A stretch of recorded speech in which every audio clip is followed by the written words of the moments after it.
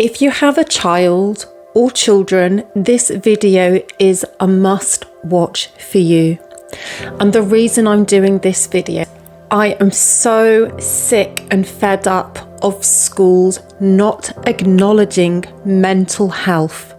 Do not allow the schools for you to unconsciously disrespect your child's mental health.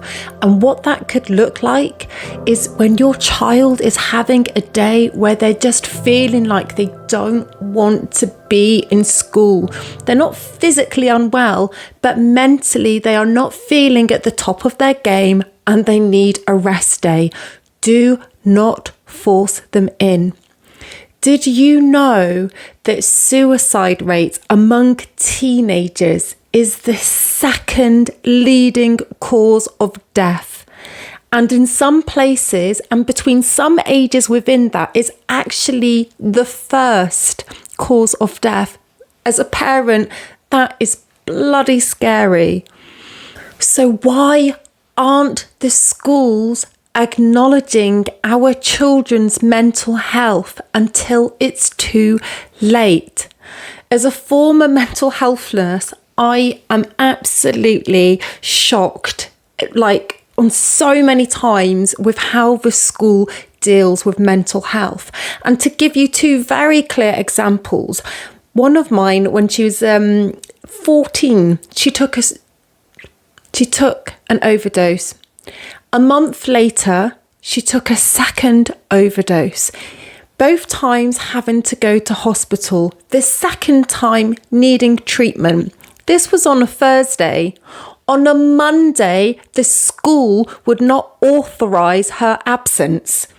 Now, can you imagine if you got to the point in your life where you took an overdose and 4 days later you are expected to be at work? Now, I'm sure there'd be a certain more of an uproar in a work environment. Well, why the hell is that okay for schools?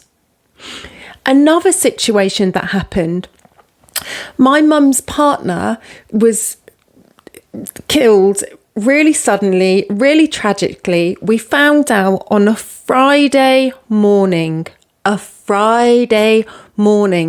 On the Monday, the school would not authorise it as compassionate leave because they thought that the children already had the 2 days.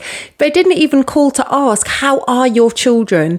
It doesn't matter that my mum's partner was their grandfather and they'd spent more time with him than they had with their own blood grandfathers. Oh no, none of that mattered. Okay? And for me, on a teenager taking an overdose and children losing somebody like that, and they can't even at that time put a child's mental health first, then you have to question, do they really have our children's interest at heart, or are they more bothered about this stupid bloody tick box and how it looks on their record with the attendance of their children? Because that's how it feels like. And one of my children absolutely loves school. You know, all of them. You ask them, how's school? Most of the time, boring, rubbish. My son, more often than not, great, he's telling me. And even he has days where his body is actually manifesting illness. It's like, I don't want to go in today, mummy. Can I not go in today? And for me, if it's so prevalent amongst teens and young children, why are we not allowing them to have a well-being day off? In 2025, why are we still not understanding and having more compassion for mental health? Why do things have to get to the point of extreme for them to be heard, understood, respected, to actually have a little bit of bloody empathy? It is beyond me. And I'm sorry, I know this is very ranty and not my usual video style, but When it comes to children, it's something I'm so passionate about, and I do get frustrated because I feel as a parent, we literally are losing control of our children's mental health and well-being because the schools put so many expectations and forcing so many things onto parents. And if you're in a family that's on a lower income and you can barely afford to even go on holiday, then of course you're going to need time to have a holiday, and that might mean you can only afford it when it's not on the school when it's in the school term time, But of course, if you go and do that, you're going to get fined and penalised. And it doesn't matter what your family has been through. They don't care. And for me, I feel like as parents, we need to start having more control over our children. Why are school having so much control? This is probably one for another video, but I'm going to throw it in there anyway. So my oldest, who has ADHD, so I don't know if any of you out there, any of your children have been diagnosed with that, or you think that they have. So when my daughter had to be in detention, I had to have about 13 back and forth emails from the school just to find out what are the dimensions of the space that they have her sitting in while she's in seclusion. Seclusion, what a stupid name. 13 bloody emails.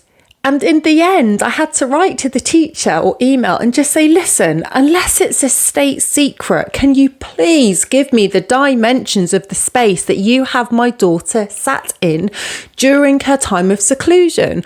Well, they came back with them. They were bloody tiny. And so I just reminded them, can you remember that, this child actually has a diagnosis of ADHD and you're expecting them to sit in that space for this time? That is actually some form of abuse, because you are not putting that child's well-being and needs first. Fortunately, they listened, but why the secrecy? It's crazy. Anyway, rant over. I do really feel as parents like we need to start doing something, because before we know it, the schools are going to have all the control over children, and they're not even doing an amazing job. If a child is there 5 days a week, and they're only having 14 weeks of a whole year off, it's not just about freaking algebra when you've got people going into debt. It's not just about bloody, science when they don't even know how to look after their mental health and well-being, and conflict resolution when we've still got wars. Literally the whole schooling system needs a shake-up. Anyway, I'm going to stop going off tangent. You can tell it's something I'm very passionate about, but please drop a message and share what has been your issues with school when it comes to either them taking too much control or not really thinking about or putting your child's well-being and interests at heart. All right, thank you so much love and blessings. Take care. Bye.